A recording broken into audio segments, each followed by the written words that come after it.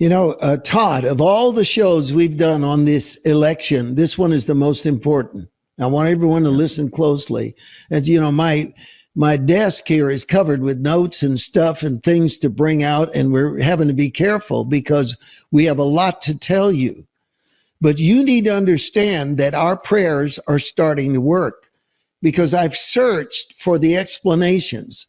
I don't want to talk about how many elections I've been through, presidential elections, that, I'm not going to get into that. What I am going to say is I've never seen anything like this, where it seems that it's like what it says in Numbers 14 when Caleb described the giants in Canaan and was explaining why they were able to take the promised land. He said, their protection has departed from them. Something is lifted off of the joy, the vibe, the whatever. And I don't believe it is just miscalculation. I don't believe there's a natural explanation for this, Todd.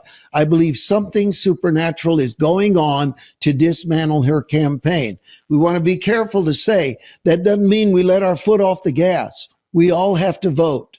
This thing is not a given. It's not a gimme. We still got one more giant to see taken care of. But this is an amazing moment.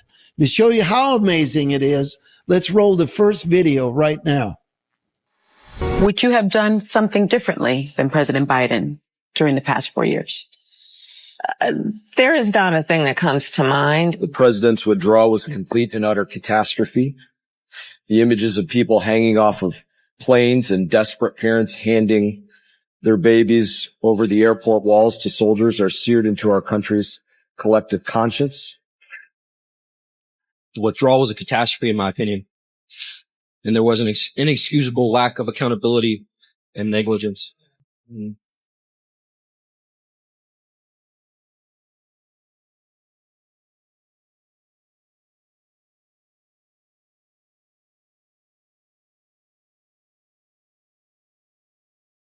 Prices for everyday things like groceries are still too high. You know it and I know it. You are right. Prices, in particular for groceries, are still too high. The American people know it. I know it. What do you think of that, Todd? Well, she's got a conundrum here because honestly, that question was a gift. That gift to her, what she could have done if she was on her A game, is she could have differentiated herself from Joe Biden. She could have said, look, I was the VP. I would have done things maybe a little bit different. But what she did instead was she basically said she was a part of all the decision making of the last 4 years, which the last 4 years have been catastrophic to the point where the average American, and you can ask a Democrat, a Republican, Independent, it doesn't matter. You ask them about their grocery bills, they're going to complain. They're going to say they've gone way up. The value of the dollar, has gone down. Gas prices have gone up. There's many foreign wars. The world is a much more unstable place all around the globe. America has lost prominence, and on and on and on, Mario. And so she really messed up there. And I think it's like you said, the prayers of the saints are causing confusion in the enemy's camp. And this woman was dumbfounded. She didn't know what to say. So instead, she takes ownership of everything Biden has done. Wow. Okay, so imagine late night, black and white, old movie, and it's a courtroom drama. And there is an attorney prepping his client to be cross-examined. And the attorney says, you've got to stick to the alibi we've created for you. So when you get on the stand and your attorney, this prosecutor, asks you, where were you on the night of July 13th, 1953? You are to say you were there at the home and you were not in this bar where this murder took place. You weren't there. So she gets up on the stand and she says, I was in the bar on that night. I was there. The two things that all of Kamala's handlers told her to do: distance yourself from Biden, number one. Number two, do not take responsibility for any of the policies, because once you take responsibility for the policies, you are then going to be hung on the consequences and the outcomes. So she goes on The View, the friendliest situation she could have ever been in, and says the extreme, the very thing, the quintessential answer that she should not have given, she gave it. And that's why, friends, we're telling you, God is up to something. Your prayers are being heard, and we need to keep praying and keep believing. So I want to run the next video because I think this is just going to stay very interesting, and we got a lot to get to. Yes. So let's go ahead and run it. But if the platforms, whether it's Facebook or Twitter X or Instagram or TikTok, whatever they are, if they don't moderate and monitor the content, we lose total control. And it's not just the social and psychological effects, it's real harm. Wow. You're up. It's like Darth Vader, we lose total control. I mean, so she's admitting that they have total control. I mean, here's the thing, Mario, the legacy media is dying. We know that. I mean, our show, we're seeing, sometimes hundreds of thousands. In certain shows, we've seen millions of views on this broadcast. And that's why they're targeting us. That's why a few weeks ago, we literally had hit pieces written about this show. And what she's saying, that she's speaking the silent part out loud. They're worried. They're worried about losing total control, according to Hillary Clinton. And she's also admitting censorship. And could you imagine, Mario, if they didn't throttle our content? Could you imagine some of these podcasts out there, if they didn't censor, if they just allowed free speech, which, by the way, is constitutional, if they just allowed that to happen, forget it. We would be dominating. I'm not just talking about us. I'm talking about the right, the conservative movement, the those that have ideas, the free thoughts. It would dominate. And so we've been up against this censorship regime. And Hillary Clinton's admitting that. She's saying, look, if we lose this, we're going to lose total control. I think that's where we're at, Mario. We're at a tipping point. The tide is turning. Things are changing. And I believe it's like you said, it's the prayers. It's the prayer. The faithful, fervent prayer of a righteous man avails much. Something is shifting. And that shift again because you had a very powerful point about her term total control. She could have said, we're going to lose control. She said total control because that's what evidently she's after. But once again, this is an indication to me of people being forced to say things against their own better judgment. And I want to read a verse out of Philippians chapter 1, and it's verse 12 in the Message Bible. I want to report to you, friends, this is Philippians 1, verse 12, in the Message Bible. I want to report to you, friends, that my imprisonment here has had the opposite intended effect. Instead of being squelched, the message has actually prospered. So think about what we're saying here. Instead of Hillary making the case for regulating social media, she exposed her hand that she wants censorship. That's not what she wanted to do. And that again backfired. And the connection to her and the regime that everyone is seeing, it's absolutely evident. Todd?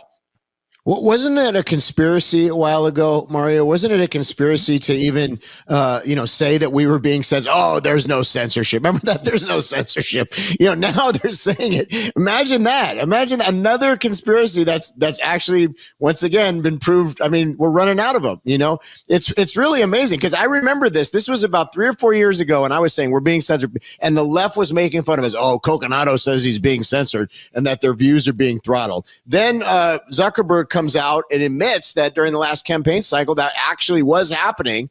You got the Twitter files with Elon Musk where he's now taken over Twitter, renamed it X, and he's gone under the covers and seen that there was all these backdoor deals that were going on. Hillary Clinton's now saying it. I mean, just think of how far we've come the last few years from things that we were told we were tinfoil hat people, and now they're saying it openly. Something's going on here. Several episodes ago, we did a show about the demonic urge. And we explained that a blanket of a demonic spirit was making her seem palatable and acceptable and viable as a president. And then we said to you, and hundreds of thousands of you saw that show and you shared it all over the place, thank God. But I think that people began to pray. I don't believe just because of this show. That's not what I'm saying. But people began to pray. And I feel that demonic hold is shifting. Something is being forced back. God is at work in a very unique way. We're in a spiritual war. We need to keep praying, and all of us need to vote. Anyone that hasn't voted yet, you got to get out there and vote right away. Todd? That's right. We got to be registered, and we're less than 20 days away now. So this is epic. I mean, this is the most important time probably in our nation's history, at least in our recent history. But I would say in my lifetime for sure. This election, people say why, every election cycle they talk about how it's the most important election. So how, they say that all the time. Well, here's the thing. Every time we vote in the last couple of years, the stakes have gotten higher. Now we're looking at a potential world war. It's no laughing matter. With two dramatically different worldviews, two dramatically different policy views as far as geopolitically and globally, and the way that they look at the military and what we should be utilizing our forces and our troops for. And I mean, there's just so much at stake, Mario. And I think folks are getting this, and this is where there's a change. You go to the barber shop. Folks that wouldn't talk about it before, they're talking about it now, and people that you wouldn't think historically would be on Trump. Trump is like, he's a billionaire, but he's the kind of guy that, you would trust with your grandkid. I would trust, like Donald Trump. Hey, watch my daughter for a second. I would not trust Kamala Harris, and definitely not Tim, okay, with my daughter. I would be seriously concerned about a lot of things. And I think I'm not alone on this. I think a lot of average folks that are looking at this from the outside, and they're saying, yeah, I'm not buying this. I'm not. And I think, and we were talking about this earlier, I don't think that Kamala Harris is even as likable as Hillary Clinton. Not that Hillary Clinton was super likable. Wow. But I think she's less. I know, not that she was a likable person. But what I'm saying is I think she's even less. And then on top of that, during the Hillary Clinton years, and we talked about this last week, but a lot of folks felt, if they were a Clinton supporter, they would have felt, oh, well, at least Bill will be back in the White House. But Kamala doesn't have that. She doesn't bring, her husband wasn't a former president. So there's a lot of things missing here. And they've been trying to prop her up. But, it's like Wizard of Oz. The curtain has been rolled away. And again, I think it's because of the prayers of the saints. And I want to tell you, we did a show several weeks ago about Ahithophel, the oracle that was at the time of King David when Absalom took over. And you all may remember, or you may not remember, but I'm going to remind you that I said, and Todd, you're my witness on this. I said, here's how we need to pray specifically. Right. And so it says in 2 Samuel 15 in verse 31, then someone told David, saying, Ahithophel is among the conspirators with Absalom. And David said, O Lord, I pray, turn the counsel of Ahithophel into foolishness. Yes. And then I said, here's a biblical example of what we need to do in this election. I think this is like 6 weeks ago. I believe you all began to pray. I think the event that we just had in Washington, D.C., where hundreds of thousands gathered to pray, women gathered to pray. I think the prayers of the saints are starting to affect the situation. Now, here's how the prayer was answered in the book of Samuel. If you go to 2 Samuel 17, verse 23, the very thing that David prayed for happened. Absalom rejected Ahithophel, which was remarkable because he was absolutely a legend. He was called an oracle. And it says, now when Ahithophel saw that his advice was not followed, he saddled a donkey and arose and went home to his house, to his city. Then he put his household in order and hanged himself. And he died, and he was buried in his father's tomb. 2 Samuel 17, verse 23. If you look at where we are, how things have backfired, how everything they've tried to do, every interview that she's done has been a flop. Every person, surrogate that's gone out, even Bill Clinton, we didn't have any video on this, but we need to mention him. Bill Clinton, right, ostensibly went out to defend her southern border policy by saying that we need a lot of workers. Our population is decreasing, which is something that those of you that drive on American freeways really doubt, that we have a population shortage. But he's saying this is what it is. And then for no reason, he brings up the murder of this young student from Georgia and says she would still be alive if this person had been properly vetted. So he literally made the argument against Biden and Harris's policy. This is amazing stuff. And I mean, what we're looking at is just beyond words. It is. I mean, there's also been a lot of rumors, but I think they're probably real, that there's been an issue with Joe Biden's campaign and Kamala Harris's campaign. So the campaigns aren't working together. They're not, I mean, they might be working slightly, but, they're not really in sync. And I feel like, and I think many commentators made people feel like this, that Joe Biden is still upset about the way that the Democrats just yanked him from the campaign. I mean, he was the rightful nominee according to the party and the rules. So what they did is still unprecedented. So you got confusion in the camp there. You got, like you said, what just happened with Bill Clinton. Her recent appearances on several different shows, she's blundered, she's fumbled.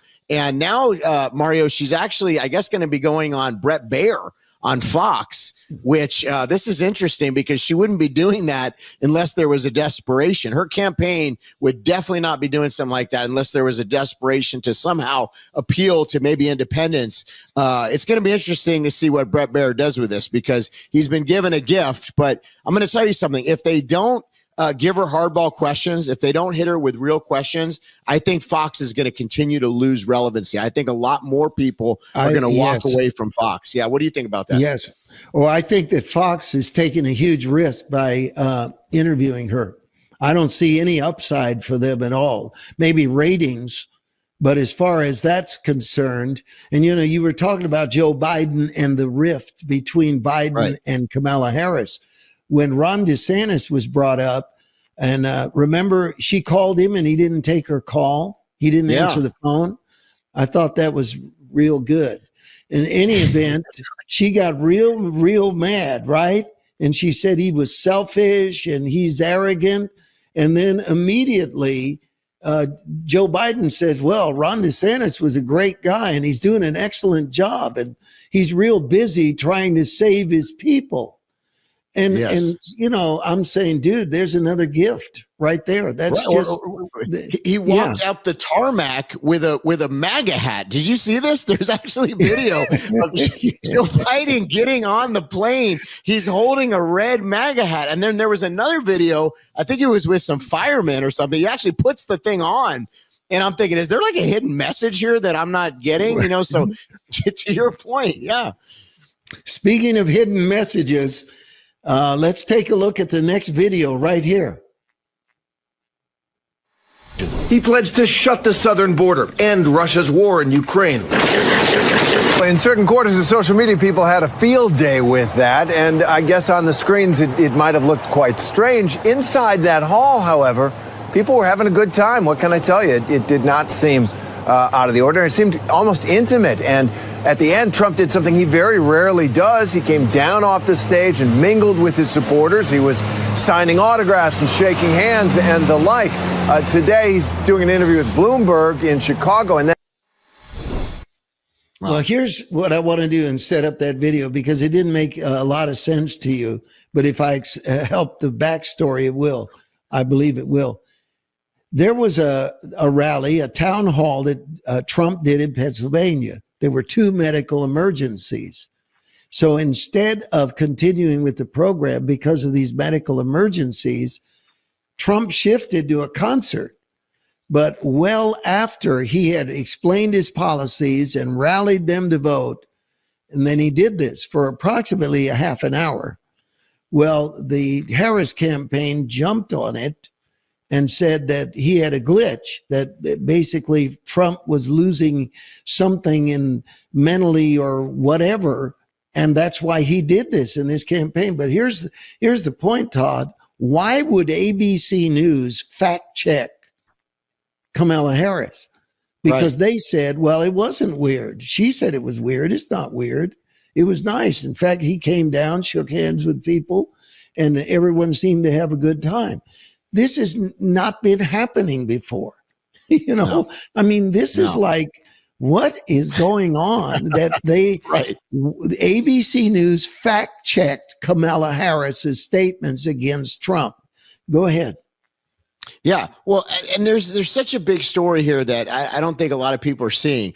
But, there was a video, I don't know if you saw it, Mario, it was a few weeks back where I think it was Kamala and possibly her running mate, Tim, or maybe it was just her by herself. But they walk into this room full of firefighters. And it was like an awkward moment. No one was excited or, yay, there comes. And then Trump comes in, in a similar event and everybody's like cheering. And, it was a stark difference. And the reason why I'm bringing this up is because here's the thing. So the night didn't go as planned, right? There was medical emergencies. And so Trump's kind of acting as like, a DJ. He's playing his repertoire of some of the tunes that he plays at Trump rallies. But here's where this gets very unique and important is that the folks had a good time and it wasn't weird and it wasn't awkward and he didn't need to contrive anything. It was just like him just being himself. And I'm going to tell you something right now. They could not pull that off with Kamala Harris. Tim Walz could not pull that off because there's a disconnect. They are elitists and they have to be scripted. And everything has to be, shown a certain way in order to make everything look good. Trump, he's just being real. He's just out there dancing, doing his Trump dance, and folks are feeling it. And this is what they don't understand. And I'm going to say another thing that they don't understand. President Trump has been going on podcasts, and this guy has hit the whole podcast circle. Okay. He's hit all the big podcasts. No one's even covering this in the legacy media. Okay. But what people don't understand, there's been a major shift, even the last 4 years. Okay. These podcasts have millions and millions of people. And what people are liking about Trump is, first of all, it's not scripted. He can just get up there and just talk. He can talk shop. He's being passionate about what he sees wrong with the country. And people are like, yeah, I see that wrong too. I'm concerned about that. So he's hitting court after court about what's concerning Americans as we go in our cities. She's not doing any of that. We don't even know what's her policies. She doesn't even, all they're doing is against Trump. That's their whole campaign is anti-Trump, where Trump is talking about policies. He's talking about things he's going to do. And I did hear on one of the earlier clips, they're saying, well, we don't know how he's going to do it. But you know what? He's got a track record. And the fact is the guy, he does what he says. And I think that's very important to people. And folks, you got to get where firepower is going with this, because we're going to have our firepower moment tonight. But where are we going with all this information that we're giving you? Let's rehearse where we were 6 months ago. Everybody, just let's go back. Somewhere in a smoke-filled room, the most powerful media, legacy media people, the Democratic Party, sat down to strategize how they would take a non-candidate and make her a candidate. There are two things that this reminds me of. First is the movie My Fair Lady, where two professors are boasting arrogantly that they could take a girl from the wrong side of London who's Cockney street flower sales girl and turn her into a princess and fool people of tremendous wealth and power that she was quite a lady. And of course, it was an amazing film. And Audrey Hepburn was amazing in that film. I believe the same exact thing happened in the back rooms.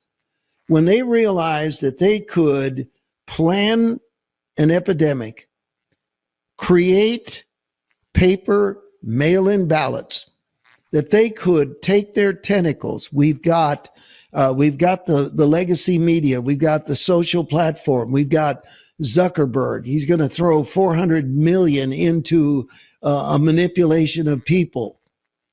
Right. And this time they said, we can do it again. In fact, we don't even have to have anybody as smart as Biden.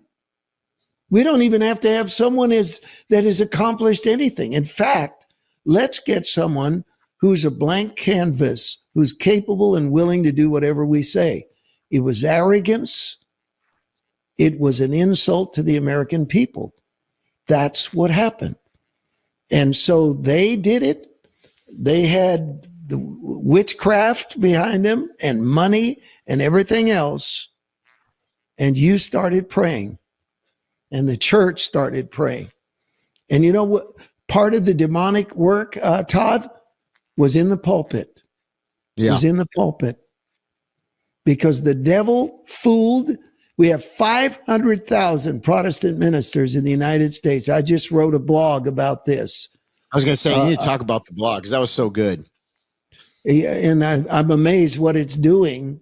And really was a question to pastors saying, why are you letting deceived Christians silence you? And that's what was going on in this blanket of silence. But what has happened is a turning in the spirit world. That's exactly what's happened. And you know, I read a verse from Philippians chapter 1 where Paul said, I want you to know that the things that have happened to me have had the opposite of their intended effect. And then later on, he explains where to put the credit for that. He says in Philippians chapter 1, verse 19, in the New King James Version, for I know that this will turn out for my deliverance through your prayer and the supply of the Spirit of Jesus Christ. This turning that we can't explain. I mean, we're not privy to the details of why Saturday Night Live is now doing this, or why there's a rift between Biden and Harris, or why she said the last thing she should have said. But I believe prayer is in the middle of it, and prayer is affecting it. Todd? Yeah. That's 100% right. You know, if you think about, let's go back a few weeks when Lance Wallnau was with us, and, you know, we did the show and he talked about being bewitched and, you know, got picked up by all these legacy media people. But think about what happened there. It was very important because what we did was we unmasked something and we went there. We went there where a lot of people haven't gone and said, you know what, there is a demonic influence that's going on. There is something that's happening here. And so since then, and I'm not, again, taking credit that this show is the only show that's talking about these things, but what I think is that there are more folks that are now addressing the real issues and the real problems. And you know, it needs, I mean, you can't fix a problem until you actually, okay, this is the problem, you know. And so the Bible talks about pulling down strongholds. The Bible talks about how we have authority in Jesus' name. And so, Mario, what I see happening here is I see a praying church, a real praying church rising in America. And you know what? Let's just be honest. In the past, could we have done a lot better? Yeah, we let the country get to where it is now. And so there had to be a turning. There had to be something that happened. And now I'm praying, and this is why we got to pray this through, that this is that shift. This is that moment where the American church awakens and we see a true move of God and a turn back, because ultimately it's not political, it's spiritual, and there's no politician that's going to save America. So we have this opportune moment, Mario. I really believe it. And your blog just really kind of articulated this so well, but we have this opportune moment for us to take the authority that we need to as the body of Christ and pray this through and see how the Lord responds to the prayers of the righteous. So this is that moment. I mean, here we are. You know, it's an exciting time. And everything that we pointed out tonight, you know, everything that we pointed out tonight, it's supernatural. I mean, think about the hurricane. It was a Cat 5, right? A Cat 5 that was going to hit Florida. All of a sudden it gets to land. And I believe through the prayers of the saints, it diminishes. The eye wall splits. It becomes a Cat 2. Yes, there was damage. And yes, there was some fatalities, but it could have been a lot worse. It could have been so much worse. And so something happened there. Think about, you know, a few months ago when they tried to take out and unlive, I'll say that so that we don't get censored, President Trump. And remember, it was that split-second turn. And all of a sudden, you know, what could have been catastrophic and a game changer was averted, and God spared America. Think about Israel's been under attack. Iran sent, you know, many, many missiles to Israel, but most of those missiles have been intercepted. I mean, we can go on and on with, I mean, they told us, Mario, that President Trump would be in jail. They said he'd be in jail, campaigning from jail. He's not in jail. So what I believe is happening is the church is stepping into our role as the restraining force against the wicked plans of the enemy. And we can't let up. We got to press in. We got to fast. We got to pray this through. Amen. I think this is a good moment to assess where do we go from here, Todd? What do we feel in our soul? I'm gonna throw this out. What this is an opportunity. And there's a difference between an opportunity and a finished deal.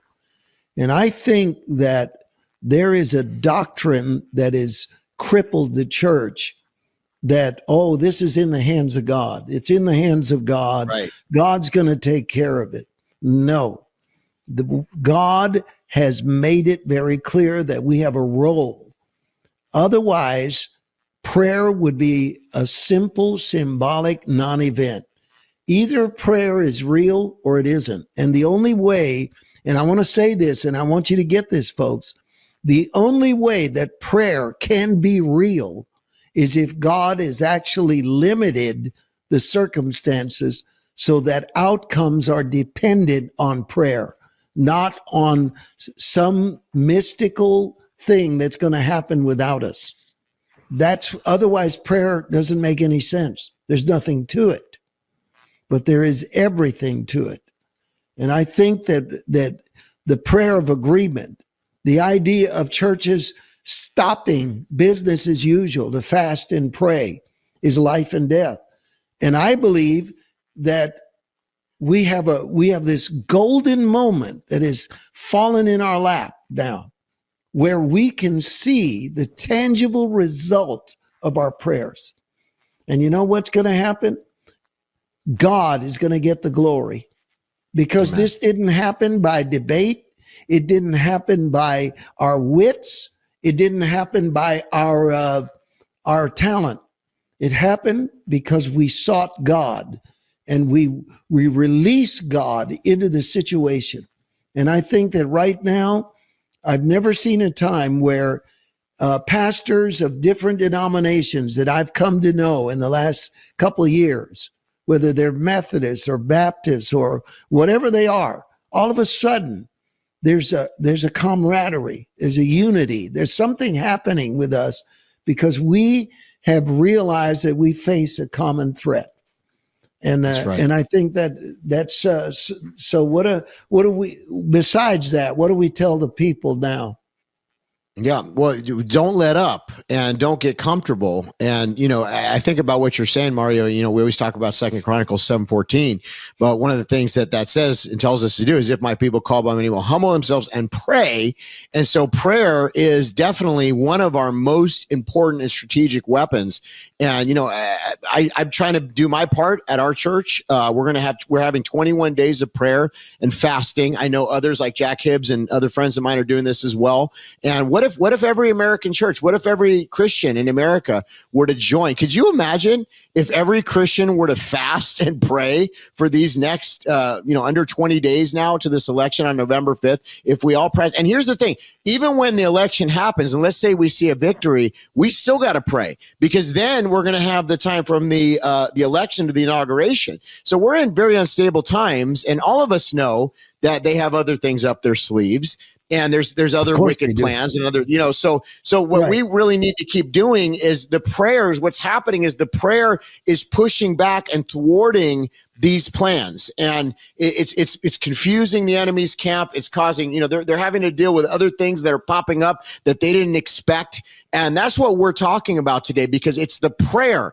Prayer is changing the situation. And I don't know in my lifetime on a macro scale, when I'm talking about, politically and watching the nation, Mario, I don't know that I've ever seen prayer be so tangible and so visible and so evident, because it's like every odd, has said that it's going to be different than what we're seeing right now. The only explanation, to your point, is prayer.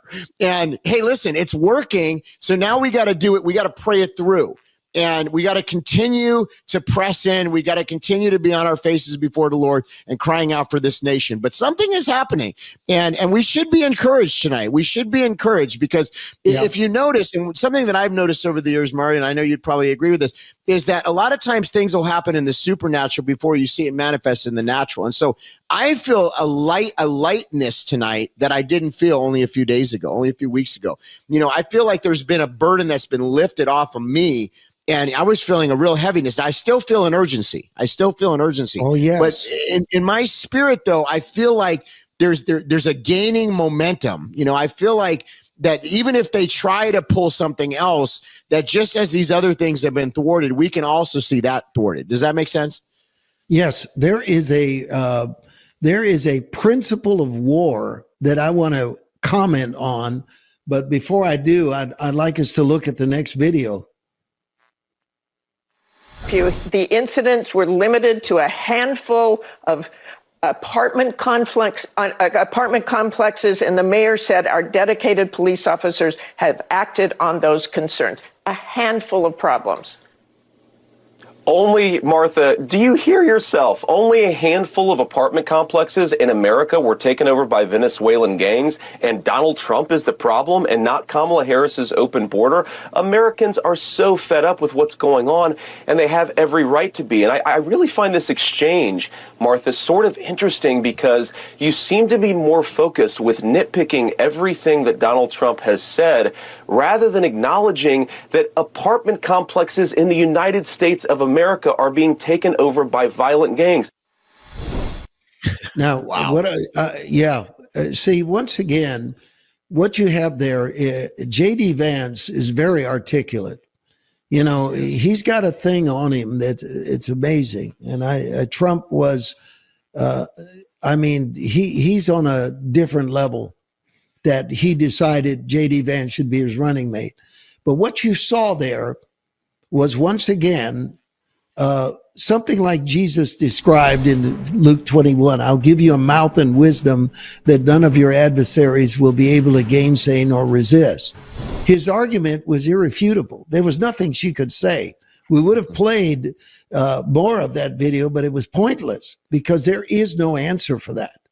I mean, how can you be upset that we exaggerated the size of the gangs that took over on American soil, American property from Americans who are here, people who are here illegally with guns, took over a building. And you're worried about Donald Trump exaggerating it instead of Kamala Harris's policies that allowed it. It's part of what we're saying. Now the words are getting through. This is like in the science fiction movie where the ammunition is finally piercing the force field and you're seeing damage being done. But I feel like it's a time to understand that one of the principles of war that's called pursuit. You see, an army is never more vulnerable than when they have won because their enemy is on the run. But their enemy still exists, but they're on the run. And because of the euphoria of winning, the victorious army is in no mood to chase their enemy. They want to party. And this is where generals discipline their armies. In the ancient warriors discipline their armies to be ready for pursuit. And when they would chase their enemy, they would understand an enemy in retreat is falling back on their supplies. So they're actually being replenished. And very many wars were won on a counteroffensive, meaning as an army went in retreat, it fell on its resources, it rearmed, replenished. Meanwhile, the other army is in euphoric state. They're not the fierce warriors they were during the heat of the battle. And suddenly it was lost. You know, I'm going to say this, and it's a little bit scary, but I think we need to say it. Do you think that the left doesn't realize they've been wounded? They do. Right. Do they realize their campaign has been messed up? They do. And are they prepared to take their vast resources? Listen, they raised $1 billion. They outspent Trump by a lot. And they couldn't move the needle, but they still, in retreat, are a wounded animal. And I expect a counteroffensive. I expect that what we need to do is dig in our heels in prayer and be ready for an onslaught like we have never seen before. And I don't believe that they're going to win. I don't believe Kamala Harris is going to win. I'm not prophesying Trump's victory, but I'm telling you, I believe ultimately we're going to come out of it, but we are not out of the woods yet. We have got another assault coming our way. And I think that what God is trying to tell us is, look what prayer did. Look at the victories that prayer won. And we're at that moment, like David said to Saul, said, your servant killed a lion and a bear that came after my sheep, and this giant shall be like them. That's the proper posture that we should be taking, folks. The firepower army needs to see itself as we won. We proved we can take this enemy. Now let's redouble our prayers and our unity, put on the whole armor, expect a massive onslaught. And it may be even that Fox News is going to be a traitor. They may end up being pro Kamala. You don't know. Brett Baer, all of that. I'm not going to say what I really feel. Okay. But it could backfire and we could be in another assault, but we now know that prayer works. Yep. That's right. And people that are, Christians right now, we need to be lions. Okay. And there's a lot of people sharing lion memes and lion pictures online. But what I mean by that is let's just say even Trump wins, okay, and maybe even it's smooth up into January 6th. Very highly unlikely that nothing happens between now and then, but we're praying and we're believing, and maybe these things are going to be thwarted. But we never can go back now to complacency. We never can go back to apathy. We're in a new season. You can't put new wine in old wineskin. We can't go back to that period of time, the 90s, the 2000s, the period where America just kind of, we didn't say anything while this whole thing was being kind of, started, and it got to, now where it is now, where they're literally saying there's 30 something genders. And it's just the insane demonic stuff that we're seeing out there. This didn't just happen overnight. So from now on and from us forward, we've got to speak boldly the word of God. We've got to preach boldly the entire counsel of God from our pulpit. We can't be afraid or ashamed or embarrassed to ruffle some feathers. I remember, Mario, there was a pastor in California. He was a good man. He loved the Lord. And honestly, he believed in a lot of things that we're talking about tonight. But one of the problems that he would say to me, he'd say, Todd, I can't share what you share on social media or half my congregation would leave. Those days are over. You can't worry about half your congregation leaving because you're speaking the truth. People are going to look at you and say, hey, man, are you a pastor? Are you bold or not? And so I think we're in a new era, and it's not just for the pastors, it's for everybody. We've got to be prayer warriors. We've got to be intercessors. We've got to know how to pray. We've got to know how to effectively war in the spirit. And these are things that honestly weren't talked about too much over the last 30 years. So I think we're in a new period. And to your point, I think about a rabid dog that's in a corner. That's kind of where they're at right now. And that's when the most crazy stuff happens. So we can't let up now. We got to press in, keep praying, and understand the dynamics of what we're dealing with. That's right. And I think we have another video, and I want to see it. I think every time we've shown it, it's just made the power go up another notch. So let's watch this one. I've got a problem with that because part of it makes me think, and I'm speaking to men directly now, part of it makes me think that, well, you just aren't feeling the idea of having a woman as president. And you're coming up with other alternatives and other reasons for that. And so now you're thinking about sitting out or even supporting somebody who has a history of denigrating you because you think that's a sign of strength, because that's what being a man is, putting women down. That's not acceptable. President Obama, why didn't you tell the folks with the cameras rolling and the black men in attendance that there's been diminishing black voters, particularly black men, since you were in office? In 2008, 95% of the black populace voted for Barack Obama. It dipped in 2012 by about 6 to 8%. It dipped another 6% in 2016 when Hillary was running. It dipped even more in 2020 when Trump ran against Biden. It's been dipping since 2008. It didn't just start. Was that about misogyny? Was that about a hesitancy to support our women? I am getting sick and tired of black men being raked through the coals because of some imagery of not being supportive of black women. Do you know what most black men would do if they saw a black woman getting harmed in the streets? They put their lives on the line for that sister. Wow.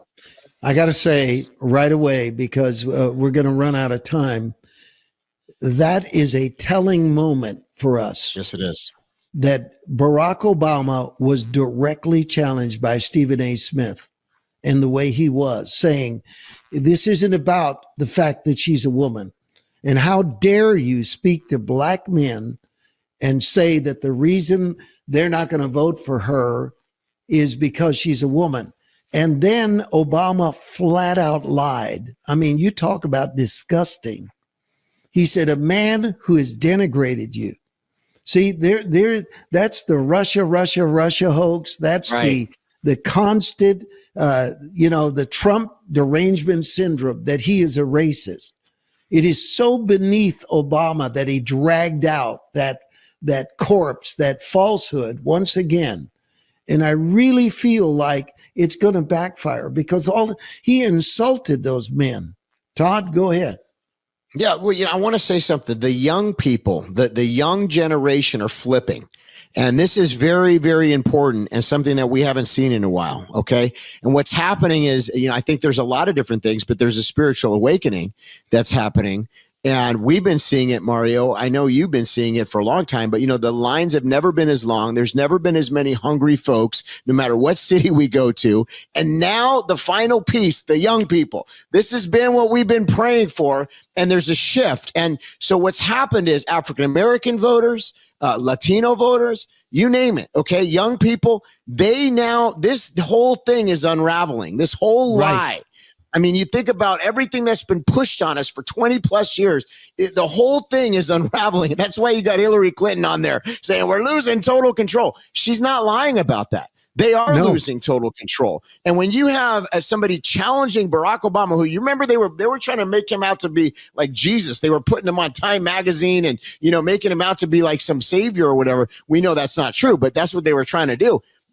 No one thinks that anymore. Something is. That's why they didn't run Michelle Obama. She wouldn't have won.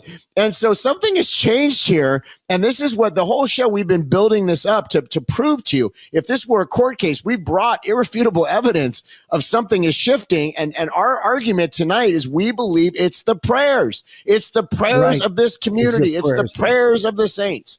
Go ahead, Mario. We need to run the last video. I want to skip. If we have any others besides the last one, we're not going to show them tonight. We've got one last one we need to show from Fox. And I think this is the nail in the coffin. Let's watch this. Meanwhile, the Wall Street Journal, Jerry Baker, our friend who works upstairs here, he has written a thought-provoking column. It's titled Barack Obama and the Democrats' Politics of Contempt. And essentially what it says is if you're thinking about how the mainstream media essentially is saying, hey, if you're thinking about voting for Donald Trump, it's either because you're bad or because you're stupid. It's contemptible. So this is what a portion of the article says. Is it impossible, for example, that black men may think Mr. Trump would do a better job for the economy than another Democratic administration, or that the Democrats' denial that sex is a biological reality is a serious threat to both the nation's values and science, or that Hispanics might want a candidate who has a record and a promise of imposing a tough immigration policy that will keep the country safer? The Democratic self-ordained mission to make better humans of us all is not only tiresomely elitist, It's also of dubious political value. If you have such a low opinion of voters, they may end up having a low opinion of you. We got 3 minutes left, and we want to show you why this is the nail in the coffin. I'm only going to take 30 seconds to say it. Once you are perceived as arrogant and detached, you will face a rebellion. That's why the Bible says pride comes before a fall, because the people that are going to cause your fall see you for what you are. We've hammered it away all night. The prayers of the saints are working. What the prayers of the saint uncovered in this contemptible, despicable arrogance, where they look down on us for thinking, if I'm a black man, I can't vote for Trump. If I'm Hispanic, I can't vote for Trump. When they started doing that, that's when I think disaster struck. So we got a couple minutes left, Todd. What say ye? Yeah, well, I say that here's the thing. We have shown tonight that prayers are working. There is a lighter atmosphere right now, but, the days ahead are going to be critical. And the thing is that there probably will, be a couple of things that happen before the election. We're believing that the evil plans are going to be thwarted. We're believing that the enemy is defeated. But here's the thing. When and if something does happen, what we know to do, it's like this. If you're a New York police officer and there's an active shooter or something like that, you immediately go into your training. Okay, you're trained. The NYPD is trained, and so they don't panic. And I believe this is what God is wanting of us, is if something happens, don't go into panic, don't go into anxiety, don't go into fear. Activate in that moment in prayer and start interceding. And even though it may look bad, remember, it's looked bad before. And so we're going to continue to move forward as the body, the restraining force against the wicked plans of the enemy. And no matter what the devil throws at us, we are on team victorious. We are the church victorious, and we're going to act like that, Mario.